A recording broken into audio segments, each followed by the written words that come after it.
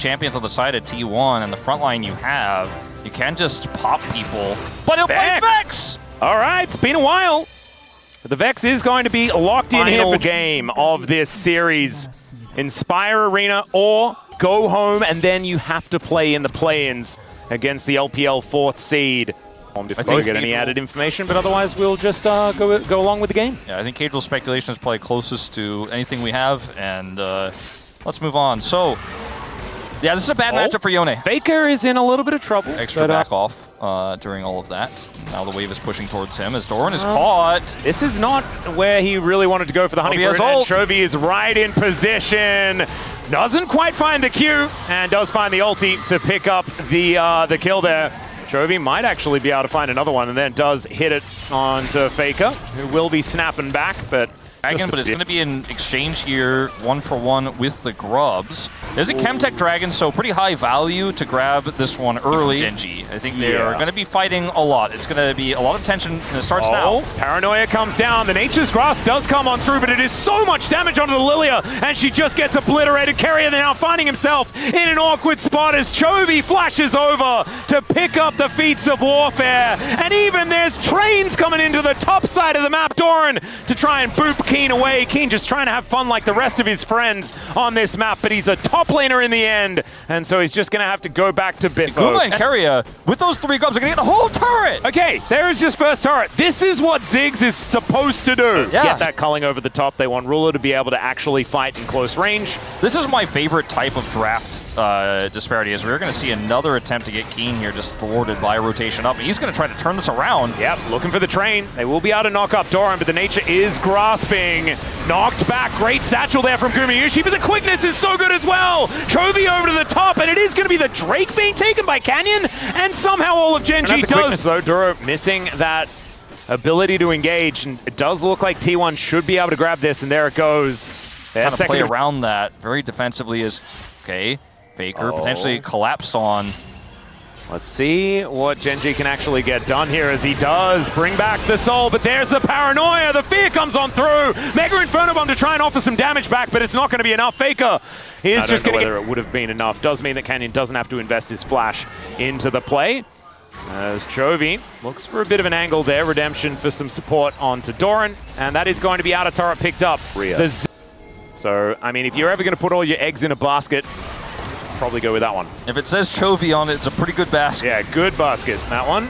As Nature's Grasp coming on in here, it's a big commitment. Mega Inferno Bomb onto said Chovy, but he isn't going to get taken down just yet. Now the Paranoia, now the re-engage, and Doran is just dead. Still these health bars from Gen.G are so low. Canyon having to get himself out of there, and Owner just spins on top of this Rakan. Canyon somehow lives for so incredibly long. Gumayusi is so healthy as well. Somehow, it's a Gen.G advantage in the fight, but it's T1 that get on top of this dragon. I think they're thinking better of it though. Faker! Oh, the fear does come on through still. Faker not going to die to one combo, but isn't going to be able to take... You can see even that's why Chovy went to try to trap him there and blow him up with that combo.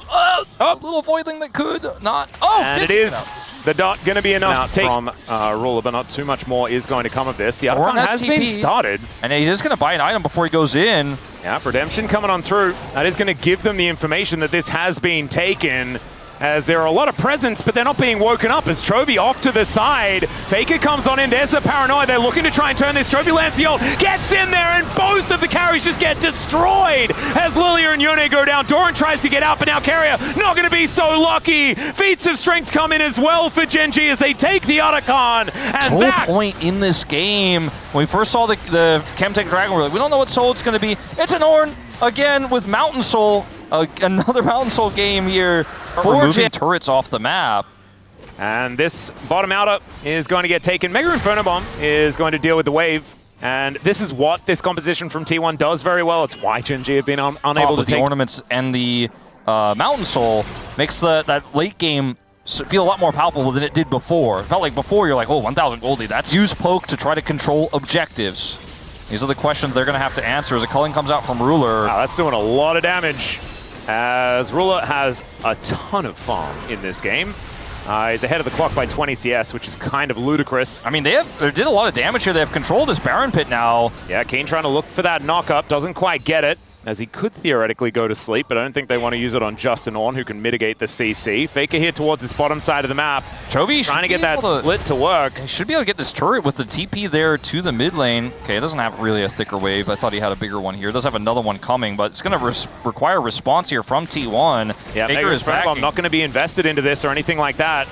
As Canyon moves over. Watch out, Eep there from Ona. Will do a fair bit of damage, but doesn't quite find the pirouette. As Bowling Ball collected there by Canyon, who does take a little bit of a nap, but not hit by the sweet spot of that one. Redemption does come on down here as Paranoia coming on through yet again. Ruler finding the angles there, and Chovy connects so many ultis. There's the fear onto Faker. He's unable to actually make his way forward. As Duro not going to finish off Doran, who is on his last legs in this fight. The ulti from Faker comes through, but it's onto Keen, and he's basically immortal on this on. Ona still able to get some work done, though, as now he's spinning around this battle. Keen just headbutts Doran to get him out of there, and Canyon and Chovy, the last men standing on their side, whereas it's Gumayushi Ona. How much poke can they land before Gen.G start this dragon up is the real question. Keen? Yeah, how good is his sleep going to be as well? There's the knock-up, and Carrier just dies! Mega and Photobomb also not able to do anything! As Gen.G, they did push the Paranoia button, but now the Redemption comes down. They're basically full health, and the ulti connects onto Guma! He gets feared, and you can understand why he's scared, because this Gen.G are on the warpath in this game. Faker gets over the wall, but Chovy is lurking, and he will be able to finish off the Yone. The resets come on in, he finds the ult, he finds the Q, and there's the double kill for the Vex. Gen.G, they take the soul, and now they're looking for Baron. They're looking for Baron. They have a 3,000 gold lead. That collapse onto Guma was maybe the winning moment here for Gen.G in this series. His owner looks for a trap here, tries to put those health bars low, tries to dissuade them from doing a Baron, but he's got no flash and no chance of stopping Gen.G from taking this. They didn't necessarily want to show it today in this series, but they bring it out. Ulti just barely missing on Aguma there, who does have a fair bit of wave clear, but unfortunately against Baroned up minions, the Ziggs loses a whole lot of that power. Chovy and Canyon still looking a bit absent, Canyon as well. This is what happens when Gen.G are firing on all cylinders.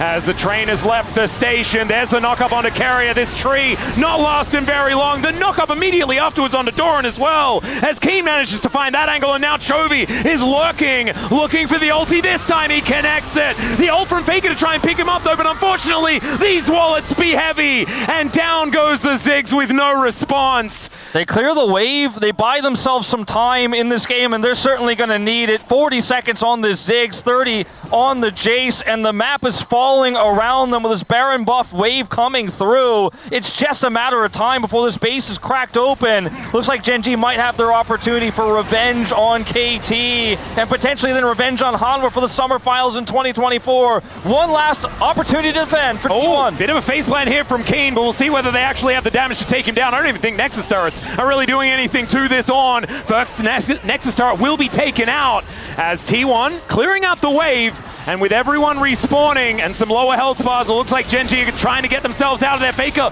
going forward though, looking for an angle. Bowling balls connecting as Ona doesn't quite have the lilting lullaby, and it's a flank TP angle from a Ziggs. Chovy is going to find him, but this health bar is so, oh my god, he just died in an instant. He walked around a corner and just Chovy went boo, and he's dead. And that's the end of it. Oh my god, Faker is now taking so much damage. The train drives on through there. They're getting the fears. Ona's going to be taken down, and the Nexus will follow. Gen.G will avoid the play-ins, and you will see the MSI defending champs at the